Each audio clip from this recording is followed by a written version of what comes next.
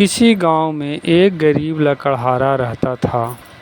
वह लकड़ियां काटकर अपना गुजर बसर किया करता था। एक दिन की बात है, वह जंगल में सूखी लकड़ियां खोजते खोजते एक नदी के किनारे पेड़ के पास पहुंचा।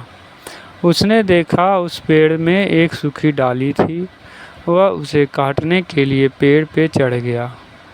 उस डाली को काट ही रहा था कि अचानक उसके हाथ से कुल्हाड़ी फिसलकर नदी में गिर पड़ी और कुल्हाड़ी नदी में गिरने की वजह से अब लकड़हारा सोच में पड़ गया। वह नदी किनारे बैठकर रोने लगा। अब वो कुल्हाड़ी कहाँ से लाए? तभी नदी देवता को उस लकड़हारे पे दया आ गई और लकड़हारे को एक नई कुल्हाड़ी देने का वादा किया। नदी देवता ने लकड़हारे को पहले सोने की कुल्हाड़ी दी।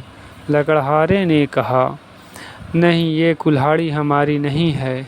फिर से नदी देवता ने दूसरी कुल्हाड़ी चांदी की निकाली। फिर लकड़हारे ने कहा, नहीं, ये भी कुल्हाड़ी मेरी नहीं है। अब नदी देवता ने लकड़हारे को उसकी लोहे की कुल्हाड़ी निकाल कर दी। लकड़हारा उस कुल्हाड़ी को देखकर बहुत प्रसन्न हुआ। नदी देवता ने लकड़हारे की ईमानदारी को देखकर उन्हें तीनों कुल्हाड़ी दे दिया।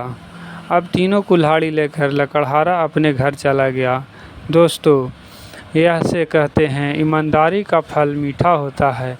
यदि आप ईमानदारी से किसी भी काम को करें तो आप ज़रूर सफल होंगे और आपको अच्छा फल मिलेगा।